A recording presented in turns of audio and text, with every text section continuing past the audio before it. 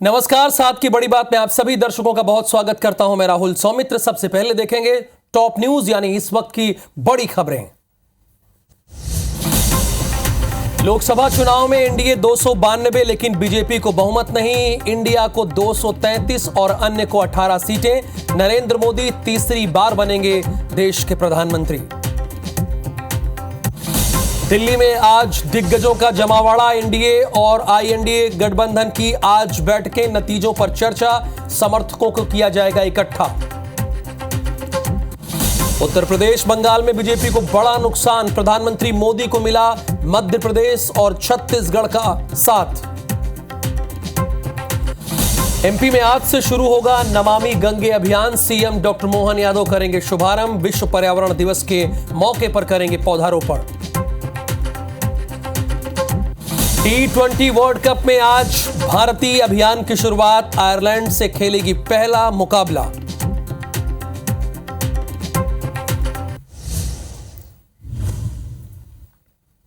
प्रायोजक हैं राजयोग पेंट। खुशियां आपकी, रंग हमारे।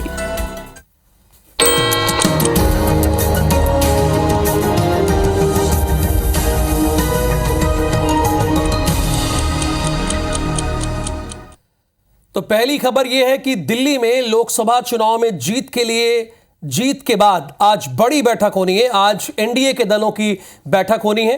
बैठक में देश के प्रधानमंत्री नरेंद्र मोदी मौजूद रहेंगे। आज सरकार का दावा पेश कर सकते हैं एनडीए।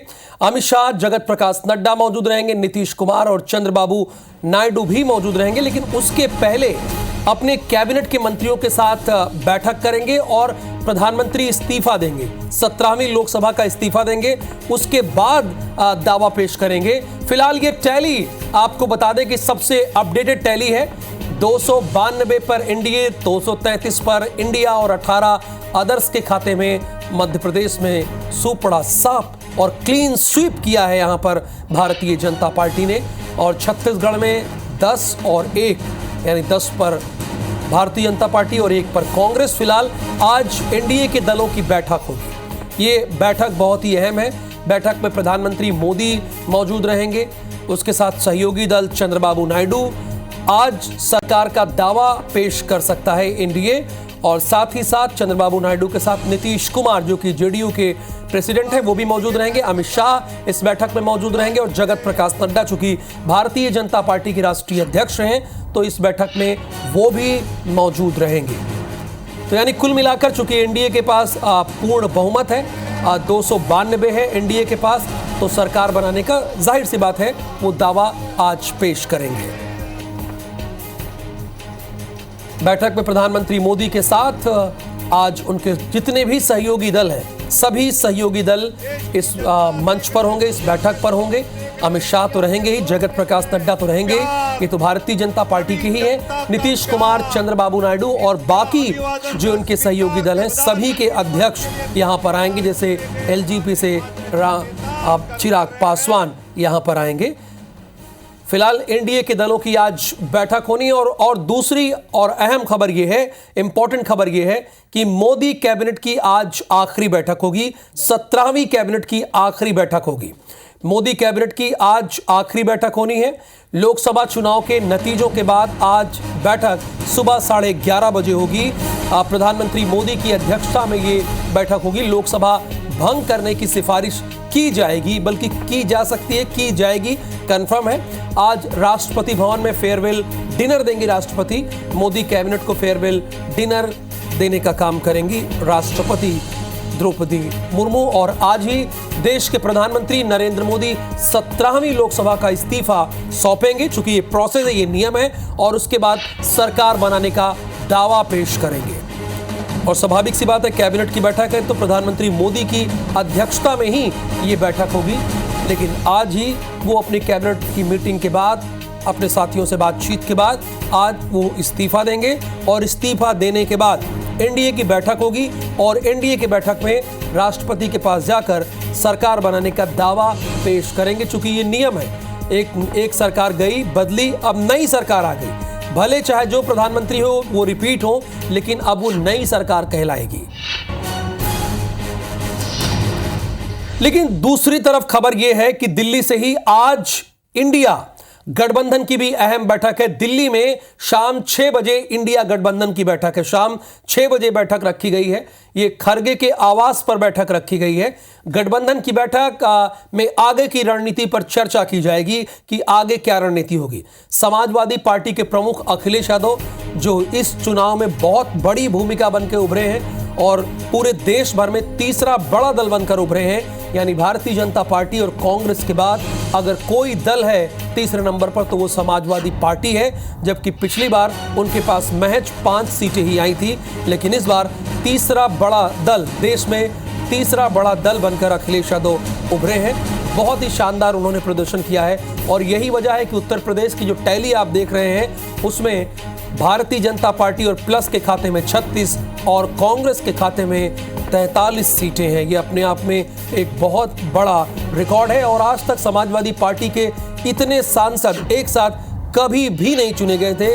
ये मैं आपको ऑन रिकॉर्ड बात बता रहा हूँ। ये अपने आप में समाजवादी पार्टी के लिए बहुत बड़ी अचीवमेंट है। उन्होंने बहुत बड़ा लक्ष्य हासिल किया है और यही वजह है कि अखिलेश यादव इस गठबंधन में यानी इंडिया गठबंधन में सबसे बड़े मजबूत नेता के तौर पर उभरे हैं। चूंकि कांग्रेस तो है ही है, लेकिन उसके बाद अखिलेश यादव का नंबर आता है।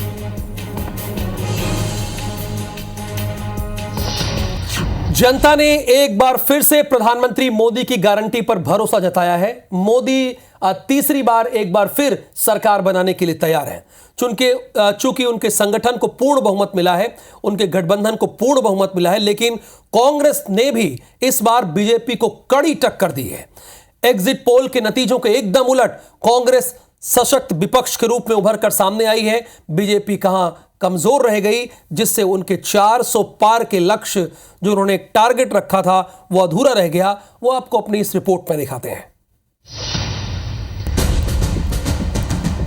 वो जीत कर भी सिकंदर ना हुए, हम हार कर भी चर्चा आम हो गए। तुम जीत कर भी पाने को तरसते रहे,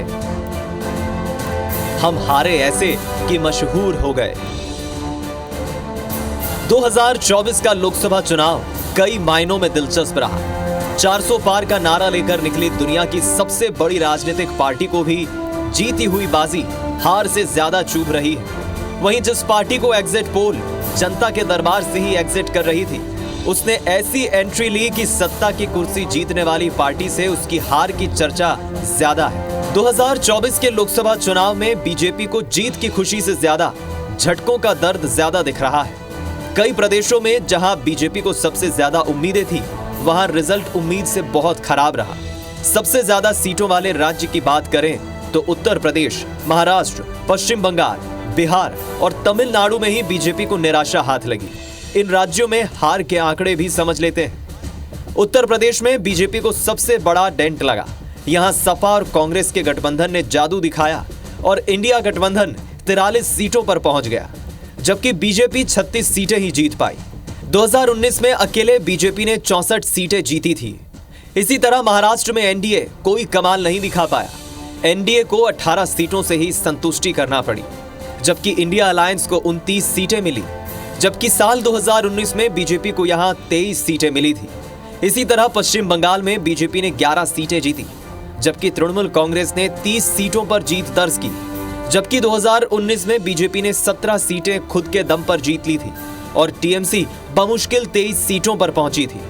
वहीं बिहार में बीजेपी 2019 के मुकाबले कुछ बेहतर नहीं कर पाई। अपने घटक दलों के साथ एनडीए 30 सीटों पर आकर अटक गई। वहीं इंडिया गठबंधन के खाते में 9 सीट आई, जबकि 2019 में एनडीए ने यहां 33 सीटों पर जीत दर्ज की थी। दक्षिण की बात करें तो तमिलनाडु में एनडीए कोई कमाल नहीं कर पाई। यहां एनडीए का खाता भी नहीं खुल पाया। 39 की 39 सीटें यहां इंडिया अलायंस के खाते में चली गई। आईपीएस की नौकरी छोड़कर बीजेपी के साथ आने वाले के अन्नामलाई भी अपनी कोयंबटूर की सीट नहीं बचा पाए। इसी तरह कर्नाटक में भी बीजेपी को 2019 के मुकाबले 8 सीटों का नुकसान उठाना पड़ा। इस बार के चुनाव में बीजेपी को यहां 17 सीटों से ही संतुष्ट करना पड़ा। ये चुनाव हम बीजेपी एक राजनीतिक दल, हिंदुस्तान के इंस्टीट्यूशंस, हिंदुस्तान का जो पूरा गवर्नेंस का स्ट्रक्चर है, इंटेलिजेंस एजेंसीज, सीबीआई, ईडी, ये सब आधी जुडिशरी, इन सब के खिलाफ हम लड़े थे। जो रिजल्ट है जनता की रिजल्ट है और ये जनता की जीत है और लोकतंत्र की जीत है। विनम्रता से जनमत को स्वीकार करते हैं। इस बार जनता ने किसी एक दल को पूर्ण बहुमत नहीं दिया। ऐसा नहीं है कि बीजेपी को सभी राज्यों में नुकसान ही झेलना पड़ा। कुछ राज्य ऐसे भी हैं जहां बीजेपी ने बेहतर प्रदर्शन किया। इनमें आंध्र प्रदेश, छत्तीसगढ़, मध्य प्रदेश और केरल, तेलंगाना भी शामिल है।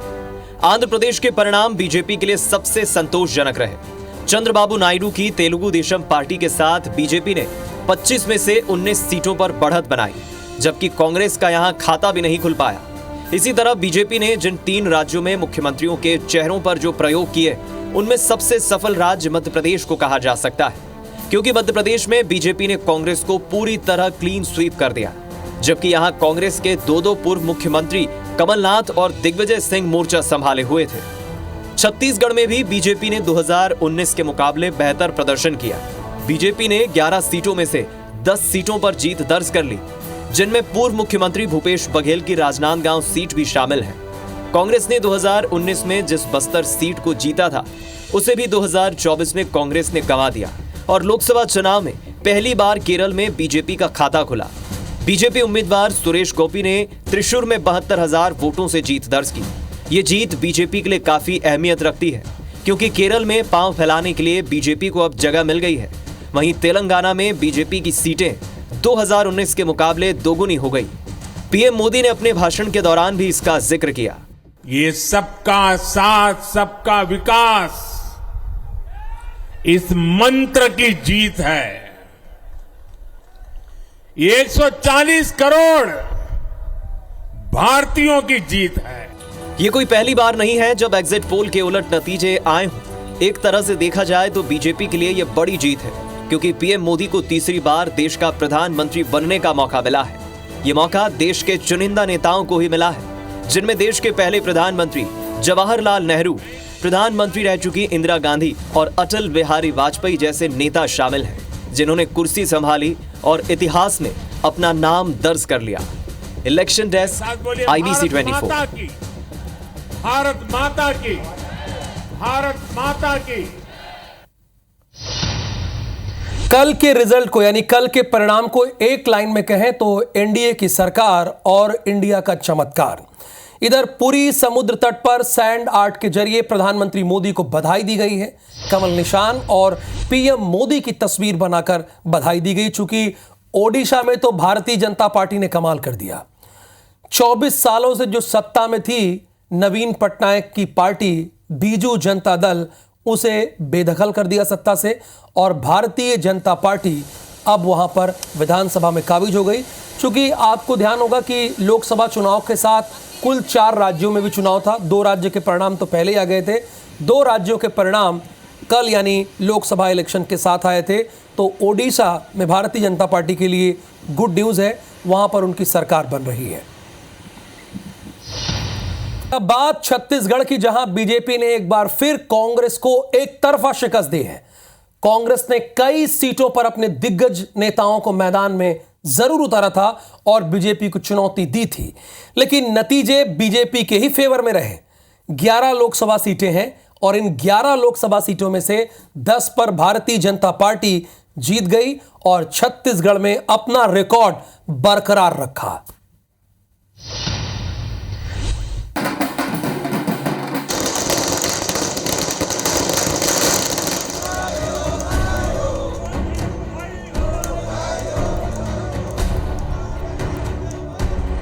चौबीस का लोकसभा चुनाव छत्तीसगढ़ की साय सरकार के लिए पहला बड़ा टास्क था। मोदी की गारंटी को आगे कर चुनावी मैदान में उतरी बीजेपी 2019 के मुकाबले 1 सीट ज्यादा जीती। हालांकि एक बार फिर क्लीन स्वीप करने से चूक गई। इस जनादेश पर सीएम विष्णुदेव साय ने कहा कि इंडिया गठबंधन के थोड़े बहुत झूठ का असर चल गया। वहीं प्रदेश अध्यक्ष ने भी जनता का आभार जताया। तो कांग्रेस ये कहती रही कि जनता ने बीजेपी और पीएम मोदी को नकार दिया। मैं छत्तीसगढ़ के समस्त देवतुल्य मतदाता भाई बहनों का आभार व्यक्त करना चाहूँगा, उनका धन्यवाद देना चाहूँगा कि उनका आशीर्वाद भारतीय जनता पार्टी को मिला। झूठ का सहारा लिए हमको लगता है कि थोड़ा बहुत इनके झूठ का असर चल गया। बहुत ही और अच्छे वातावरण में छत्तीसगढ़ के चुनाव भी हुए और चुनाव आयोग को भी धन्यवाद है, हमारे मतदाता भाई बहनों को भी धन्यवाद मैं अभी दे रहा हूँ। बिलासपुर के जनादेश का स्वागत करता हूँ, जनता का आभार करूँगा। जनता ने बहुत सारे मत दिए हैं, खूब सारा वोट दिया है, बहुत आशीर्वाद इसने दिया है और मैं जब जहाँ गया, जिस गांव में गया, जनता मेरे साथ चली, माताओं बहनों बुजुर्गों ने आशीर्वाद दिया।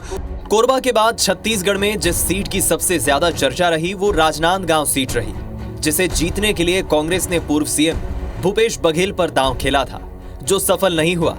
इसी तरह कांग्रेस सरकार में 3 पूर्व मंत्री रहे कवासी लखमा बस्तर से, ताम्रध्वज साहू महासमुंद से और शिव डहरिया जांजगीर चांपा से चुनाव हार गए। दुर्ग से बीजेपी के मौजूदा सांसद ने 2019 के मुकाबले बड़ी मार्जिन से चुनाव जीता, तो रायपुर में कैबिनेट मंत्री ब्रजमोहन अग्रवाल ने बीजेपी के इस मजबूत किले में कांग्रेस को सेंध लगाने नहीं दी।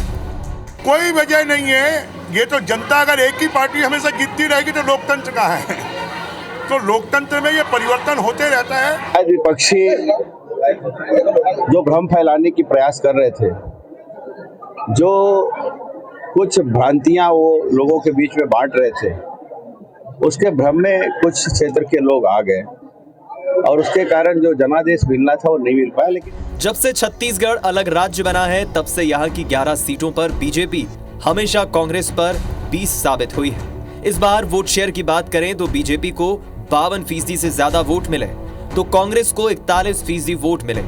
हालांकि बीजेपी 2014 के बाद पहली बार सभी ट्राइबल सीट जीतने में सफल रही। ऐसे में सीएम साय का कद जरूर बढ़ेगा। Election desk IBC 24।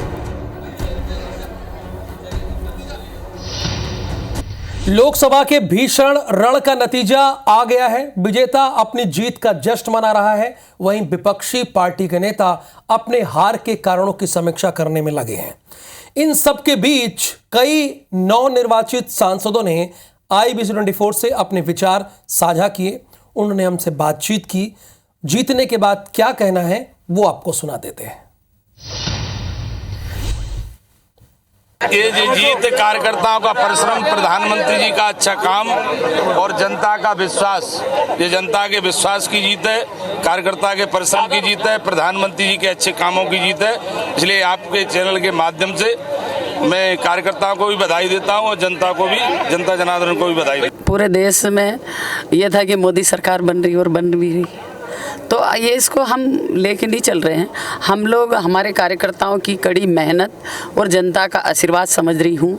यहाँ पर सभी ने बहुत मेहनत करी है। भारतीय जनता पार्टी के सभी कार्यकर्ताओं का भी मैं बहुत बहुत धन्यवाद करती हूँ कि आप सब लोगों के अथक मेहनत के प्रयास के वजह से आज हम ये परिणाम पे हम पहुँचे हैं और मैं अपने पार्टी के सभी शीर्ष नेतृत्व का भी बहुत बहुत साधुवाद करती हूँ। सभी के प्रयासों से ऐतिहासिक जो परिणाम आया उसके लिए सभी का हृदय से धन्यवाद करता हूँ, आभार करता हूँ और आपके चैनल के माध्यम से भी मैं पूरे दमोह संसदीय सीट के मतदाताओं का हाथ जोड़ के उनका वंदन और अभिनंदन करता हूँ।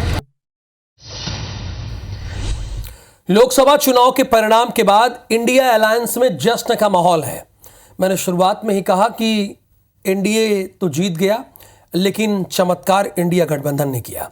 इंडिया गठबंधन की तरफ से एनडीए के घटक दलों को तोड़ने की कोशिश शुरू हो गई है, जिसको लेकर कांग्रेस मुख्यालय में दिल्ली रात 9 बजे तक मंथन चला।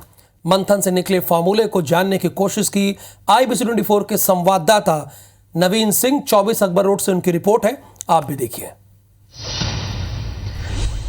आज के नतीजों के बाद कांग्रेस में माहौल बेहद खुशनुमा है। कांग्रेस को उम्मीद है कि नतीजे पूरे आते आते देश में इंडिया अलायंस की सरकार ज़रूर बन जाएगी। फिलहाल कांग्रेस में अब लगातार इस बात की कोशिशें हो रही हैं कि कैसे एनडीए में तोड़फोड़ की जाए और एनडीए के जो सहयोगी दल हैं उनको अपने पाले में लाया जाए, ताकि सुरक्षित सरकार इस देश में बनाई जा सके। कांग्रेस को उम्मीद है कि एनडीए से जो नाराज़ सहयोगी दल हैं वो कांग्रेस का साथ देंगे, इंडिया अलायंस का साथ देंगे। इसके लिए खबर ये भी मिल रही है, सूत्रों के हवाले से यह खबर है कि दो डिप्टी प्राइम मिनिस्टर के फॉर्मूले के साथ कांग्रेस पार्टी आगे बढ़ रही है। ये दो ऑफर चंद्रबाबू नायडू को और बिहार के चीफ मिनिस्टर नीतीश कुमार को दिया जा रहा है। हालांकि ये गठबंधन की बैठक के बाद तय होगा, लेकिन जो अंदर की खबर मिल रही है ये कि दोनों ही नेताओं को डिप्टी प्राइम मिनिस्टर का पद ऑफर किया गया है। कैमरामैन रमेश के साथ नवीन सिंह, IBC 24 दिल्ली। तो साथ की बड़ी बात में फिलहाल के लिए इतना ही। आगे देखिए हमर बानी हमर गोट छत्तीसगढ़ी भाषा में बुलेटिन।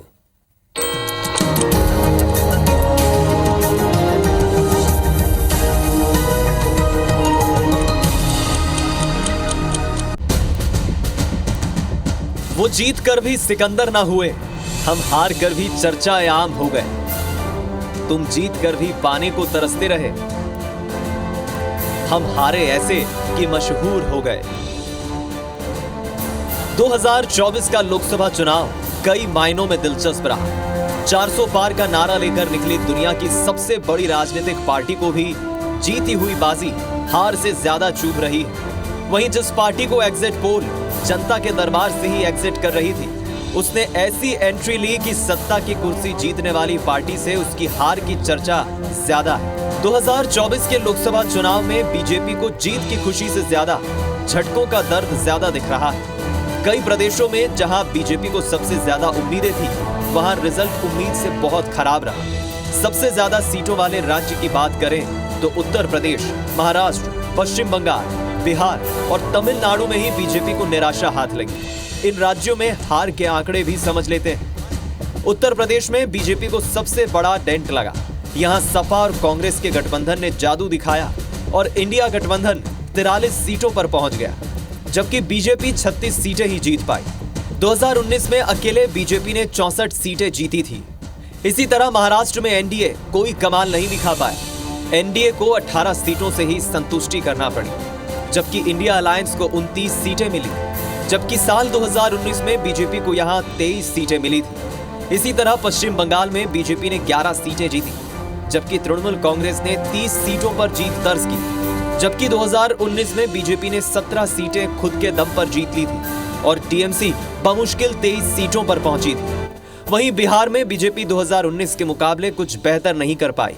अपने घटक दलों के साथ एनडीए 30 सीटों पर आकर अटक गई। वहीं इंडिया गठबंधन के खाते में 9 सीट आई, जबकि 2019 में एनडीए ने यहां 33 सीटों पर जीत दर्ज की थी। दक्षिण की बात करें तो तमिलनाडु में एनडीए कोई कमाल नहीं कर पाई। यहां एनडीए का खाता भी नहीं खुल पाया। 39 की 39 सीटें यहां इंडिया अलायंस के खाते में चली गई। आईपीएस की नौकरी छोड़कर बीजेपी के साथ आने वाले के अन्नामलाई भी अपनी कोयम्बटूर की सीट नहीं बचा पाए। इसी तरह कर्नाटक में भी बीजेपी को 2019 के मुकाबले 8 सीटों का नुकसान उठाना पड़ा। इस बार के चुनाव में बीजेपी को यहां 17 सीटों से ही संतुष्ट करना पड़ा।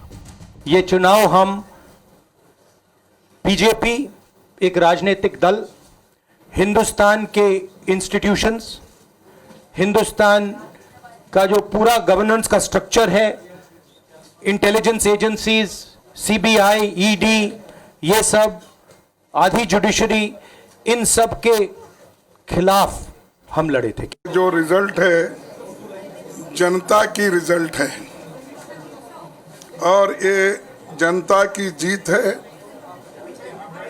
और लोकतंत्र की जीत है। विनम्रता से जनमत को स्वीकार करते हैं। इस बार जनता ने किसी एक दल को पूर्ण बहुमत नहीं दिया। ऐसा नहीं है कि बीजेपी को सभी राज्यों में नुकसान ही झेलना पड़ा। कुछ राज्य ऐसे भी हैं जहां बीजेपी ने बेहतर प्रदर्शन किया। इनमें आंध्र प्रदेश, छत्तीसगढ़, मध्य प्रदेश और केरल, तेलंगाना भी शामिल है। आंध्र प्रदेश के परिणाम बीजेपी के लिए सबसे संतोषजनक रहे। चंद्रबाबू नायडू की तेलुगु देशम पार्टी के साथ बीजेपी ने 25 में से 19 सीटों पर बढ़त बनाई, जबकि कांग्रेस का यहां खाता भी नहीं खुल पाया। इसी तरह बीजेपी ने जिन 3 राज्यों में मुख्यमंत्रियों के चेहरों पर जो प्रयोग किए, उनमें सबसे सफल राज्य मध्य प्रदेश को कहा जा सकता है, क्योंकि मध्य प्रदेश में बीजेपी ने कांग्रेस को पूरी तरह क्लीन स्वीप कर दिया। जबकि यहां कांग्रेस के 2 पूर्व मुख्यमंत्री कमलनाथ और दिग्विजय सिंह मोर्चा संभाले हुए थे। छत्तीसगढ़ में भी बीजेपी ने 2019 के मुकाबले बेहतर प्रदर्शन किया। बीजेपी ने 11 सीटों में से 10 सीटों पर जीत दर्ज कर ली, जिनमें पूर्व मुख्यमंत्री भूपेश बघेल की राजनांदगांव सीट भी शामिल है। कांग्रेस ने 2019 में जिस बस्तर सीट को जीता था, उसे भी 2024 में कांग्रेस ने गंवा दिया और लोकसभा चुनाव में पहली बार केरल में बीजेपी का खाता खुला। बीजेपी उम्मीदवार सुरेश गोपी ने त्रिशूर में 72,000 वोटों से जीत दर्ज की। ये जीत बीजेपी के लिए काफी अहमियत रखती है, क्योंकि केरल में पांव फैलाने के लिए बीजेपी को अब जगह मिल गई है। वहीं तेलंगाना में बीजेपी की सीटें 2019 के मुकाबले दोगुनी हो गई। पीएम मोदी ने अपने भाषण के दौरान भी इसका जिक्र किया। ये सबका साथ सबका विकास इस मंत्र की जीत है। ये 140 करोड़ भारतीयों की जीत है। ये कोई पहली बार नहीं है जब एग्जिट पोल के उलट नतीजे आए हों। एक तरह से देखा जाए तो बीजेपी के लिए यह बड़ी जीत है, क्योंकि पीएम मोदी को तीसरी बार देश का प्रधानमंत्री बनने का मौका मिला है। ये मौका देश के चुनिंदा नेताओं को ही मिला है, जिनमें देश के पहले प्रधानमंत्री जवाहरलाल नेहरू, प्रधानमंत्री रह चुकी इंदिरा गांधी और अटल बिहारी वाजपेयी जैसे नेता शामिल हैं, जिन्होंने कुर्सी संभाली और इतिहास में अपना नाम दर्ज कर लिया। Election desk IBC 24। भारत माता की, भारत माता की। सदियों का अभूतपूर्व धैर्य, अनगिनत बलिदान, त्याग और तपस्या के बाद हमारे प्रभु राम आ गए हैं।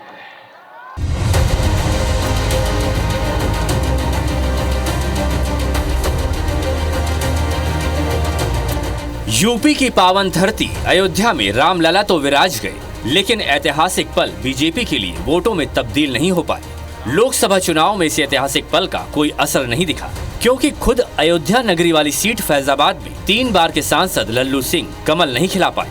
उन्हें सपा के अवधेश प्रसाद ने हरा दिया। यानी न राम के फैक्टर ने काम किया, न योगी बाबा का बुलडोजर फैक्टर। उत्तर प्रदेश में बीजेपी को पिछली बार से बड़ा नुकसान हुआ है। 2019 के लोकसभा चुनाव में यूपी में बीजेपी अकेले 64 सीट जीती थी, लेकिन इस बार 40 का आंकड़ा भी नहीं छू सकी, जबकि इंडिया गठबंधन बीजेपी पर भारी पड़ गया।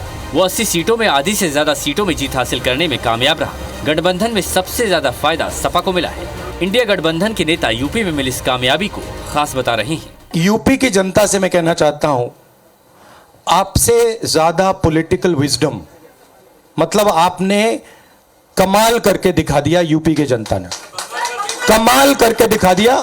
मैं समझती हूँ उत्तर प्रदेश की जनता ने भारतीय जनता पार्टी को एक सबक सिखाने का काम किया है।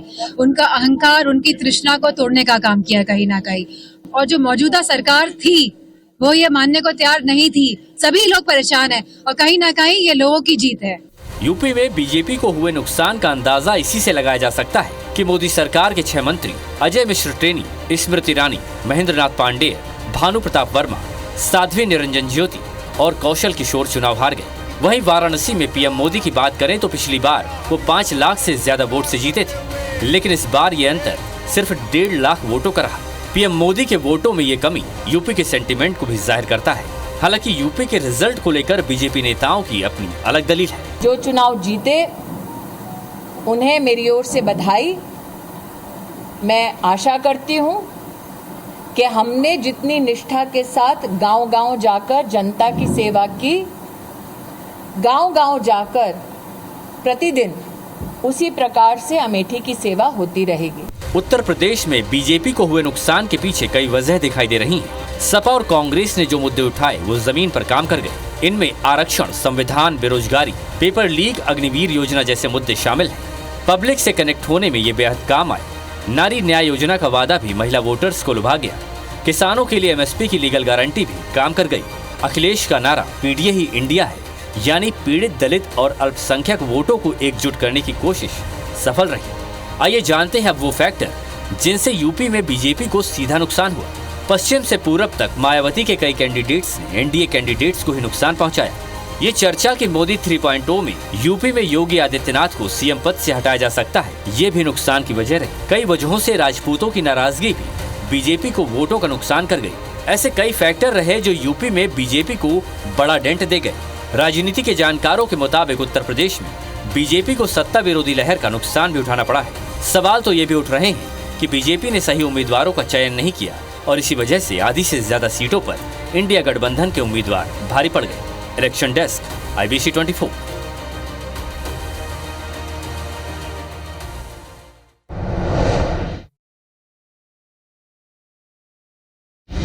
देशवासियों ने भाजपा पर, एनडीए पर पूर्ण विश्वास जताया है। आज की ये विजय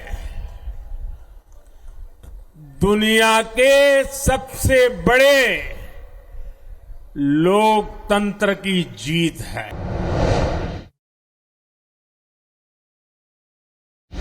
भाजपा के, एनडीए के हर कार्यकर्ता साथी को भी मैं हृदय से धन्यवाद करता हूं। साथियों, इस चुनाव के, इस जनादेश के कई पहलू हैं। 1962 के बाद पहली बार कोई सरकार अपने 2 कार्यकाल पूरे करने के बाद तीसरी बार वापस आई है।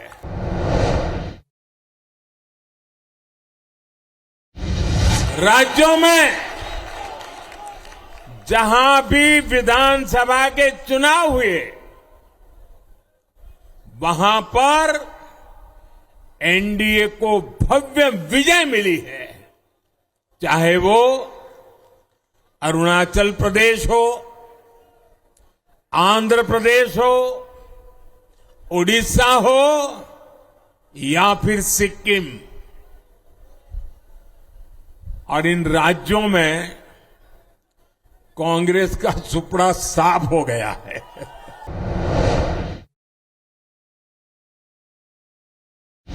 मेरी मां के जाने के बाद ये मेरा पहला चुनाव था, लेकिन सच मानिए, देश की कोटि कोटि माताओं, बहनों, बेटियों ने मां की कमी मुझे खलने नहीं दी।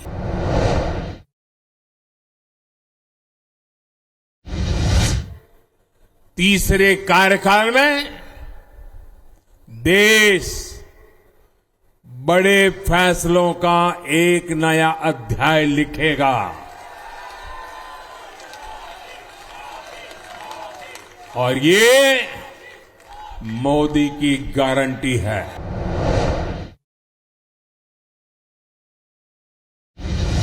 तीसरे कार्यकाल में एनडीए सरकार का बहुत ज्यादा जोर हर तरह के करप्शन को जड़ से उखाड़ फेंकने का होगा।